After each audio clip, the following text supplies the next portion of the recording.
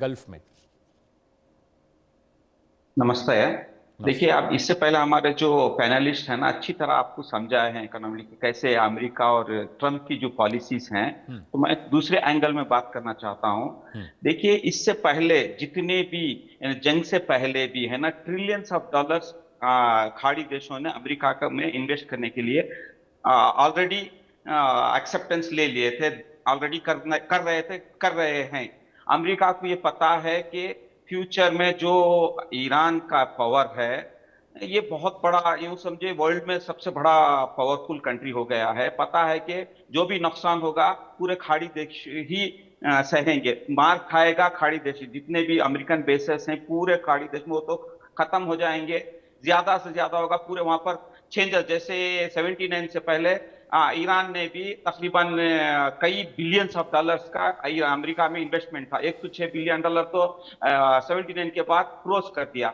इसी तरह उसको मालूम है कि वहां पर चेंजेस आएंगे, डेमोक्रेसी आएगी पूरे खाड़ी देशों में।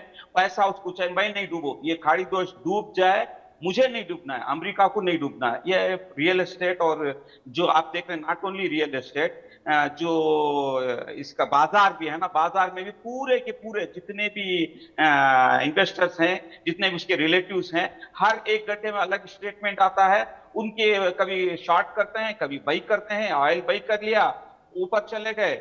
ऐसे ही ये पूरा खिला रहा है, मार्केट को खिला रहा है। अमेरिका टोटली मार्केट को खिला रहा है, पूरा गल्फ को डुबाना चाह रहा है, पूरी तरह डुबा रहा है। जितना भी पैसा है ले रहा है, वहां इन्वेस्ट करा रहा है, या चाहे वो हथियार के जरिए हो, चाहे वो दूसरे कंपनीज में इन्वेस्टमेंट होगा। तो इस तरीके से वो पूरा खरीद, इसको पता है। अमेरिका ऐसा नहीं है कि अमेरिका को पता नहीं है कि ईरान से वो लड़, यानी पूरे खाड़ी देशों को साथ इसलिए लाया है कि उसको डुबो डुबो के वो पैसा लेके चला जाएगा। उसको तो हथियार के बिजनेस से ही मतलब है, पता है। ये तो 100% श्योर है। जिस तरीके से मैं अभी ईरान में वही अभी जस्ट कल ही आया हूँ, तो मैंने पूरी तरह देखा हूँ ईरान में जो जोश जज्बा जो हौसले हैं ना, वो बहुत बुलंद है। वो पूरी तरह गल्फ को कैप्चर कर लेंगे। वो तो बोल रहे हैं कि वो वेट कर रहे हैं कि खाड़ी देश इस जंग में उतरे।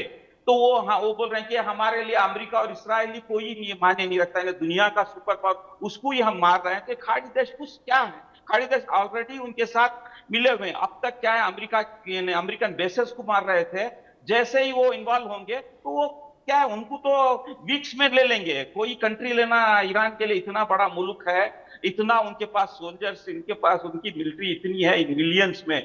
तो और कई मिलियंस यानी तकरीबन 3 करोड़ के करीब लिखाए हुए हैं, we are prepare ready for war, के लिए हम तैयार हैं बोल के। तो इस तरीके को देखते हुए मालूम है, ये अमेरिका को पता है ये जंग बहुत लंबी चलेगी, ये शॉर्ट टर्म में नहीं होने वाली है। जितना हो सके वो अमेरिका है ना निछोड़ रहा है, जितना हो सके पूरे गल्फ से पैसा ले लें, अमेरिका में लेके जाके इन्वेस्ट करें। हाँ, इससे एक चीज है कि एक तरफ को थोड़ा मुश्किलात आएंगे, हमारे भारत को भी बहुत सारे तकलीफें आएंगे, बहुत सारे जॉब सीकर्स हैं, बहुत सारे प्रॉब्लम्स आएंगे। मगर लॉन्ग टाइम के लिए जितने अमेरिकन कंपनीज हैं, यूरोपियन कंपनीज हैं, जितने गल्फ में, दुबई में, कतर में, सब जगह हैं, अब उनको पता है अभी सेफ नहीं है। तो मैन पावर पूरा इंडिया में है, तो इंडिया में बहुत सारे इन्वेस्टमेंट होगा। फ्यूचर इंडिया के लिए ये बहुत फायदेमंद होगा लॉन्ग टर्म के लिए। शॉर्ट टर्म के लिए मुश्किल आएंगे, ऑयल के शॉर्टेज, एनर्जी शॉर्टेज होगी, उसके बाद पूरे जॉब्स में ये प्रॉब्लम्स आएंगे। मगर लॉन्ग टाइम के लिए, चूंकि वो जितने भी अमेरिकन कंपनीज वगैरह हैं वो चाइना नहीं जाएंगे, वो ज्यादातर इंडिया में इन्वेस्ट करना चाहेंगे। जितने दुबई में अब पूरा हब है ना पूरे बड़े बड़े कंपनीज का, वो स्लोली हमारे इंडिया की तरफ आएंगे। इस तरीके से देखेंगे ना, ओवरऑल इस जंग से इंडिया को ज्यादा फायदा होगा। ये तो डेफिनेटली शॉर्ट टर्म में नुकसान होगा, तकलीफ आएगी, मगर लॉन्ग टर्म में इसमें फायदा है।